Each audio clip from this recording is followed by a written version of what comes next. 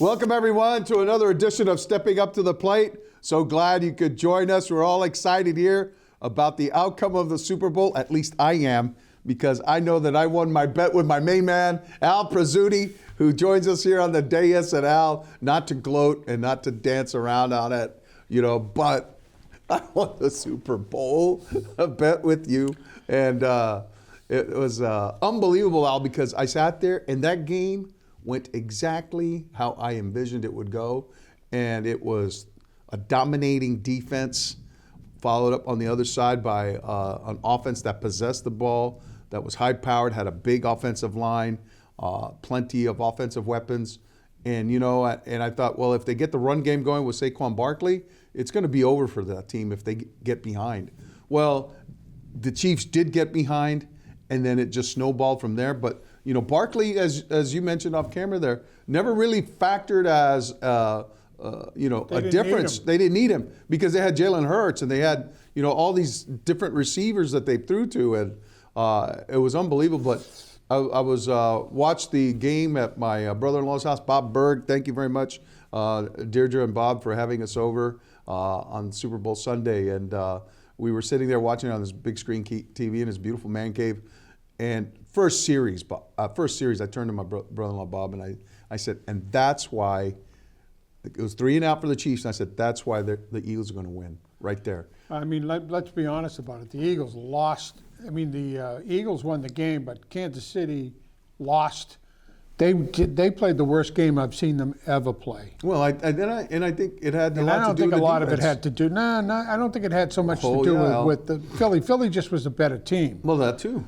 But that was as bad as I've seen Kansas City play in any game in 2 or 3 years. Well, if we pinpoint it, it was the offensive line. They were banged up, and then they moved pieces across the board. They had to move Joe Tooney out to tackle, and he's a guard, so they weakened the interior of that defense, which played right into the hands of Jalen Carter and Jordan Davis. They're two big, bruising, immovable object of defensive tackles. The whole line. But then they got pressure on the outside, and they were able to exert pressure on the outside. Josh Sweat and Nolan Smith, they're coming off the edge, forcing Mahomes to go into those two guys.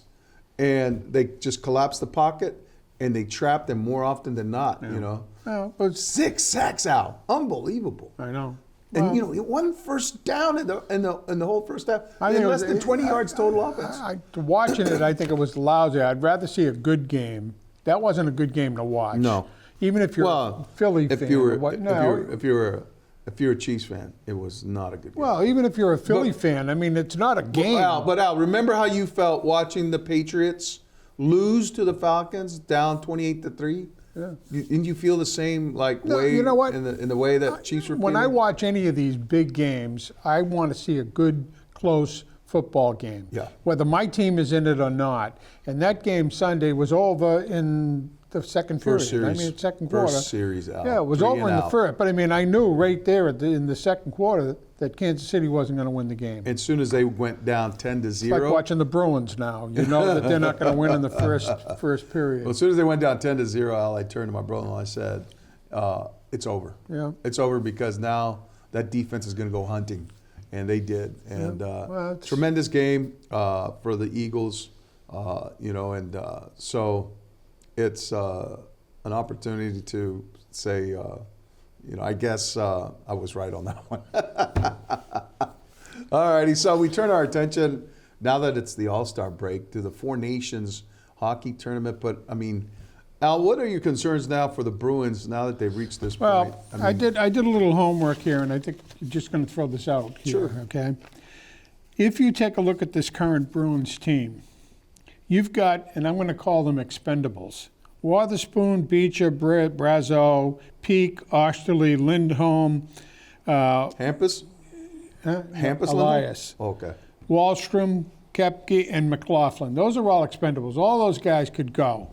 Then the maybes, depending on, and when I say maybes, this is going to depend on what other teams might need and who the Bruins might give up. Laurai, Frederick, Patras, Zadorov, Corpusalo, or Coyle. All those guys are maybes. If a team comes and says they need a goaltender, they'll throw Corpusalo in there because they'll keep Swayman, although I'm not so sure about that.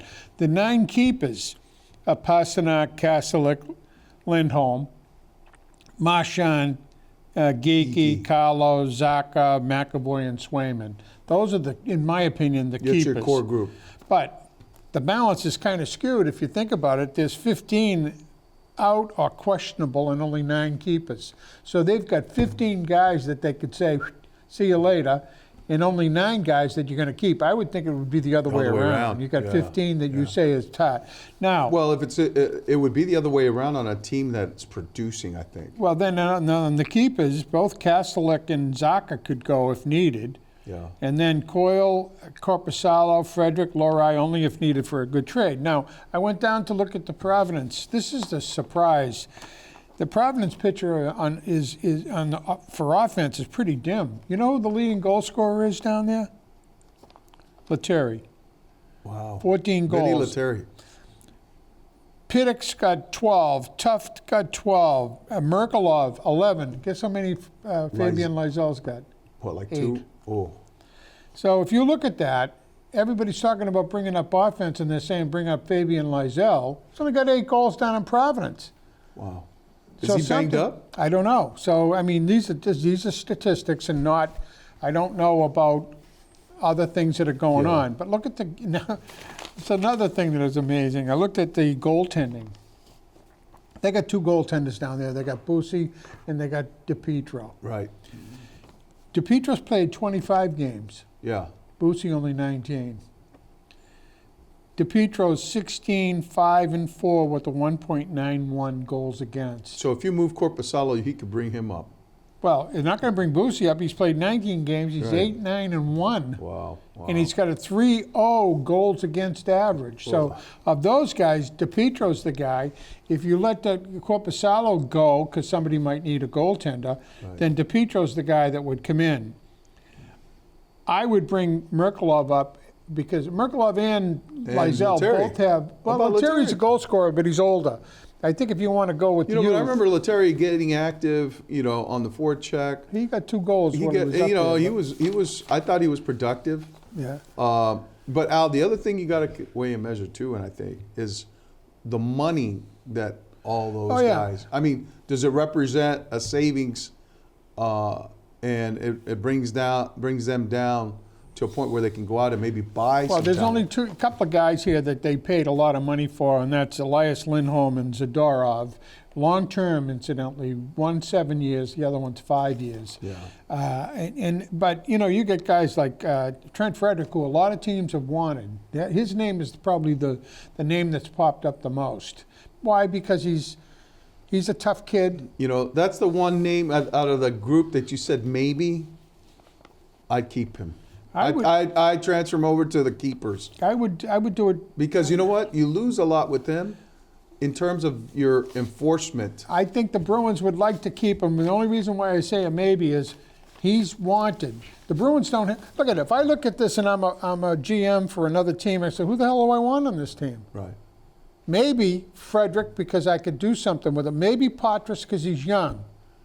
Maybe Lohrei because he's an offensive type of guy, but those are 3 guys I would move off that list. No, I don't know. You can't. I would definitely because they've all got upside on them. I'm not saying that you would definitely put them in the mid. What I'm saying is, you got to look at their numbers too. But when you're a GM and you're in the market and you're looking, okay, people are going to say, what do I need and what do the Bruins have that I need? And is he affordable?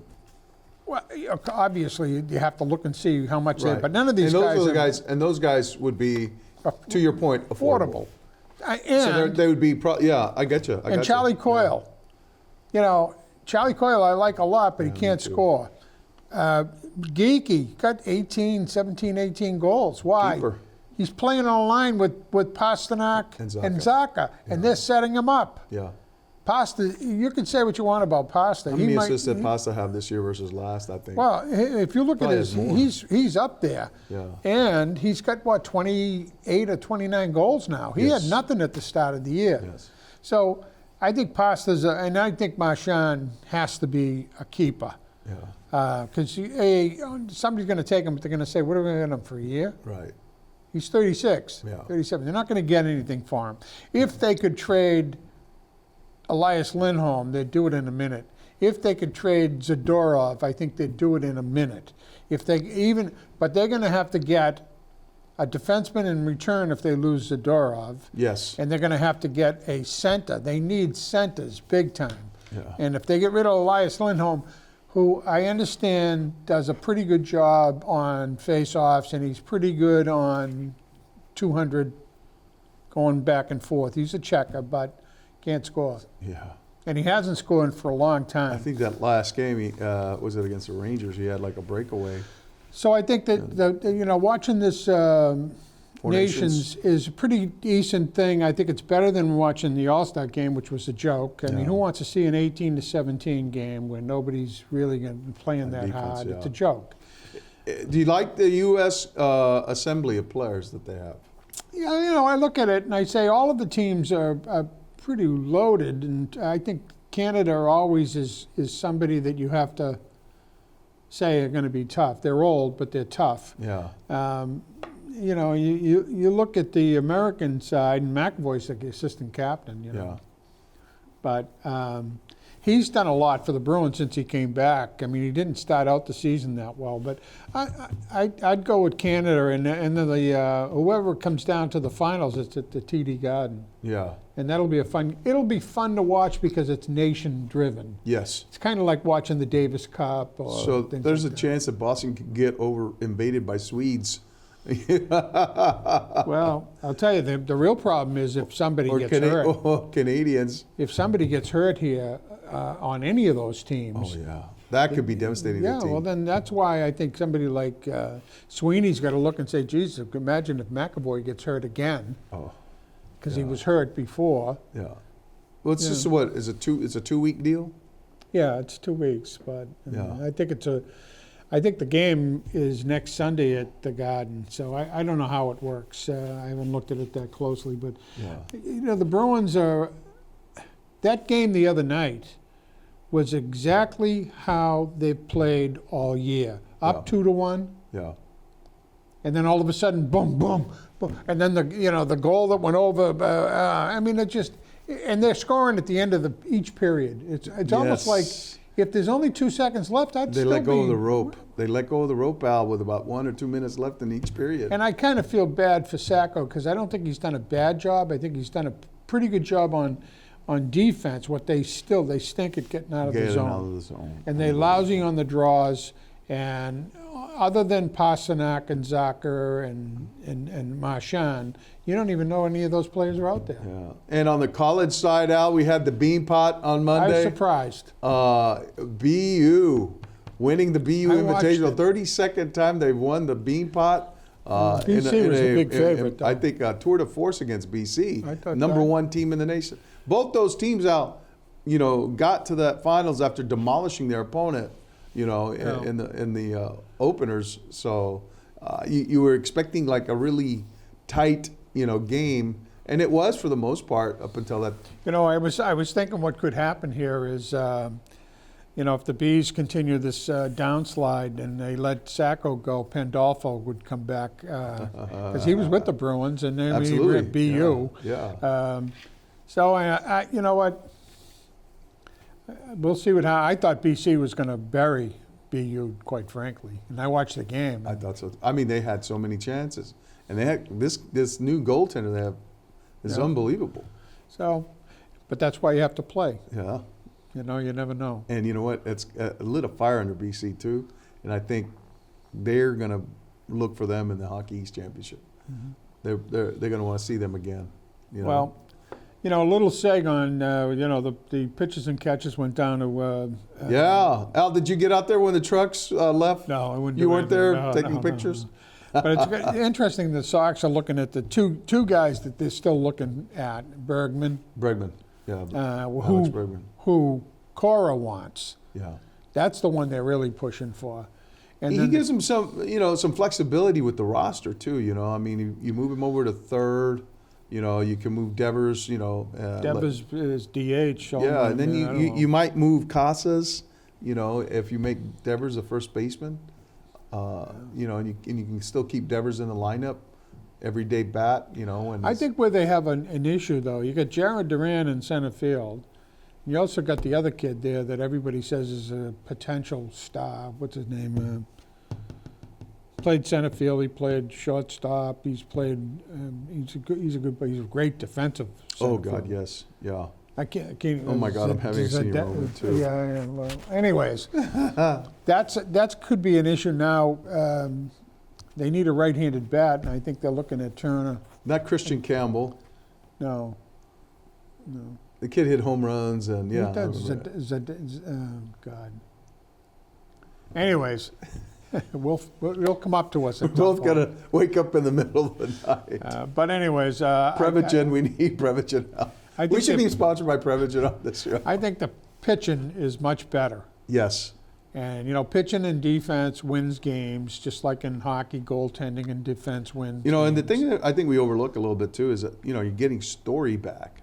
Yeah, well, we'll see. I don't know if Story is everything that they wanted him to be. Anybody that seems to come from Colorado and, you know, with the air, Yeah. they hit home runs, they come here, they don't do that. Well, the guy who hit no doubters every time was Tyler O'Neill, and they let him walk. And, Well, yeah. Well, you know, the same way they let like Kyle Schwarber and Mitch Moreland, Turner. you know, I mean, Hunter they'll let a Renfro. lot of guys. All these guys are professional hitters, you 30 know. home run guys. Yeah. 40 home runs for sure. But God, why can't we get they guys need like that? They need a out? right-handed hitter, though. They need Turner or somebody like that, or Bergman, or so we'll see. But Yeah. I feel better about this team because the pitching could be 4 or 5 pitches deep, Yeah. starters, Yeah. and then you got Chapman. Yeah. You know, you don't know what he's going to do, but he can Yeah, still I wasn't throw the ball. overwhelmed. I was, quite frankly, I'm underwhelmed by that guy. I really am. You know, he may be the only guy right now who can throw 100, but it's not sustainable. But let me know. tell you this: he might not be a 9 anymore, but he could be the 8. Yes.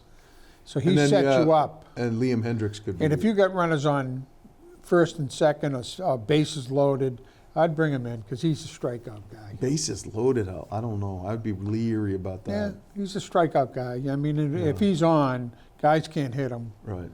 So, And then who does he pass the baton to? Hendricks? yeah, you know, could be. You know, but they're pretty. If you look at their starting Garrett pitching, Whitlock? Whitlock, could be. But if you look at that starting, they picked up some good pitchers. Then don't forget the kid that came from Chicago. They didn't pitch all last year. Garrett Crochet? No, Galito. Oh, Lucas Giolito. Yeah, Giolito. from the White Sox. Yeah. You don't know if he's going to come back and be as strong as he was. I mean, they had high hopes for him when he came here, and then he was hurt. So Who's your opening day starter then? I don't know. I'd have to see. I'd like to see the. I don't know Walker enough Buehler? about maybe. Yeah. Buehler seems to be though the type of guy that in big games he pitches very well. Very well. I mean, I don't know. I'd have to see. no bigger game than the World Series that he won, you know, I wouldn't mind going down to Fort Myers to go check him out. just to watch a couple of games. Yeah, yeah. You know, as a That might be a little good time. further down, though. I don't like going first few games. You know, they You never don't play see the much. players that you No. want to see. But anyways, Yeah, it's best to go like maybe with a week left because then the guys are getting work. yeah. No. Those are the guys that, you know, they're getting their work in and stuff like that. And I love going around and watching the batting cages and watching those guys hit, you know, Yeah. and take BP and stuff like that. But when you watch the players, even in batting practice, when we used to go to Fenway Park and before the games, when you watch guys, the way it comes off the bat for these guys is completely different Oh, yeah. than. I Oh, mean, yeah. it's. I mean, The resonance and the tone, and you can tell. I mean, even when I was covering the team and I was up in the press box, there were no doubters that when it was well struck. yeah. Oh yeah. no It question. made there was a certain, you know, resonance. But to it. extension is the key for a ball player. I mean, keeping your head down on the ball and It's extension. almost like golf, Al. you know, well, You know. bad game to talk about. Anyways, But oh my God, you know the Celtics too, Al. I'm liking what I'm seeing. I'm liking what I'm seeing now. You know, Closer they had a couple of big, high-profile games. Yeah. You know, once against the Cavaliers.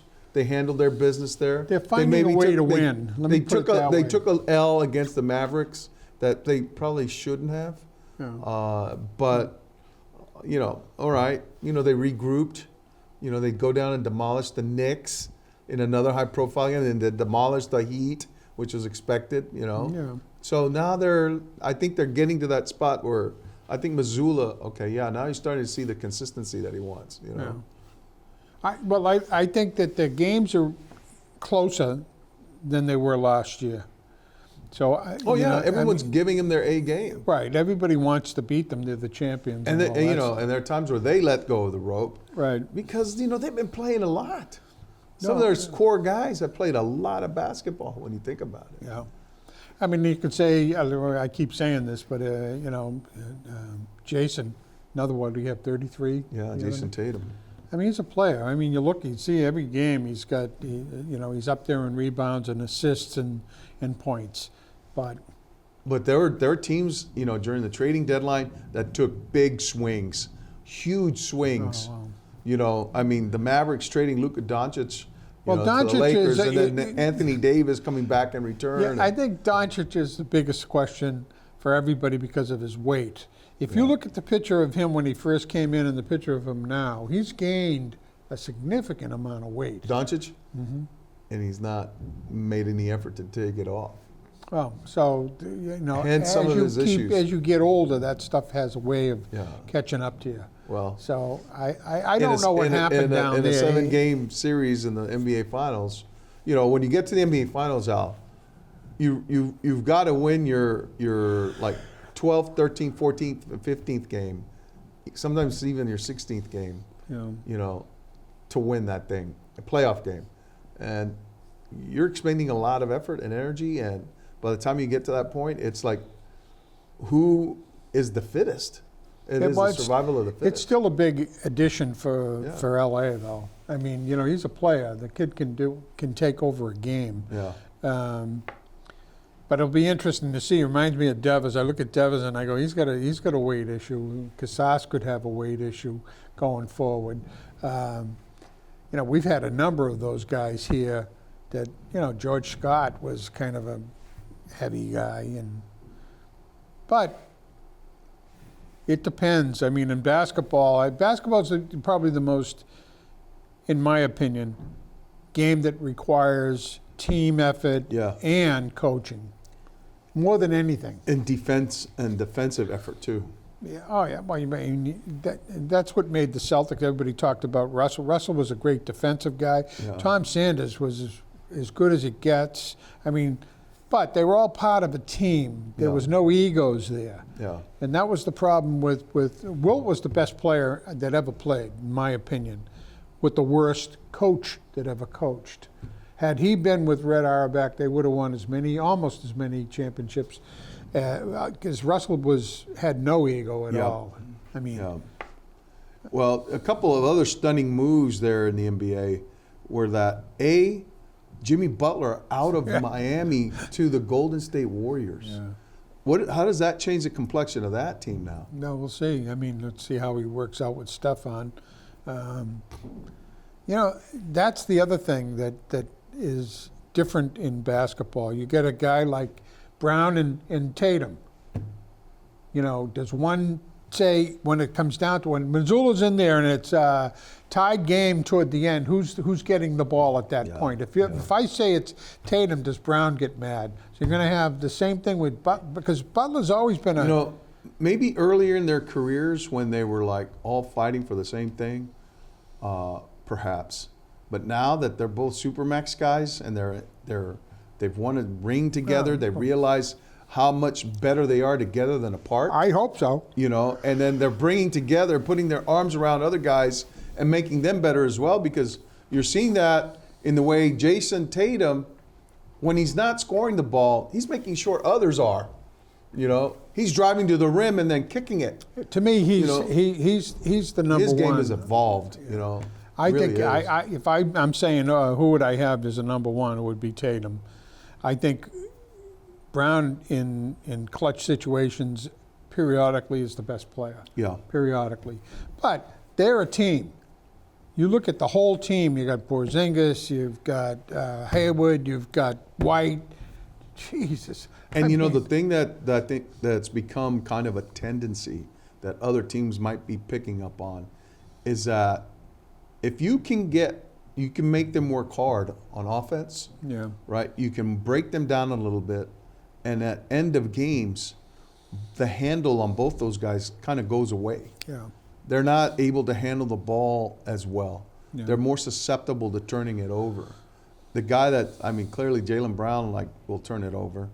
And Tatum, when he starts playing on tilt, sometimes you can tell that he gets frustrated, he's angry, he's like, all right, I'm going to take over. Yeah. And then all of a sudden he tries to make a move. do things he shouldn't do. And then all of a sudden the handle goes away, Yeah, you know, and exacerbates things.